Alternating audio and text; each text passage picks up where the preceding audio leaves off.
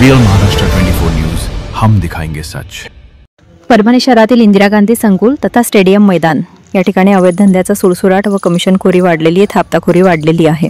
गोरगरीब वंचित पोलीस भरतीसाठी आलेल्या विद्यार्थ्यांची आर्थिक पिळवणूक करून बिहारी कोचकडून दडपशाही होत आहे। घाणीचे साम्राज्य पसरले असून मुलामुलींसाठी टॉयलेटची सुविधा नाही, त्यांना पिण्याच्या पाण्याची सुविधा उपलब्ध नाही। मैदानात नशाखोरी वाढली आहे।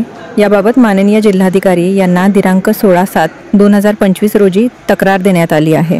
कार्यवाही न झाल्यास तीव्र स्वरूपाचे आंदोलन करण्यात येईल। त्या दरम्यान कायदा व सुव्यवस्थेचा प्रश्न निर्माण झाल्यास त्याची सर्वस्वी जबाबदारी जिल्हा क्रीडा कार्यालय यांची राहील, याची नोंद घ्यावी। आंदोलनकर्ते वंचित बहुजन आघाडीचे जिल्हाध्यक्ष सुनील मगरे, युवा जिल्हाध्यक्ष तुषार गायकवाड, महासचिव युसुफ कलीम, जिल्हा उपाध्यक्ष मुझफ्फर खान, तालुका उपाध्यक्ष यशवंत सोनवणे, शहराध्यक्ष प्रमोद कुटे व अनेक पोलीस भरतीचे विद्यार्थी उपस्थित होते। कॅमेरा पर्सन कैलास पतंगे सोबत रियल महाराष्ट्र 24 न्यूजसाठी स्टेडियम मैदानातून उषा पंचांगे।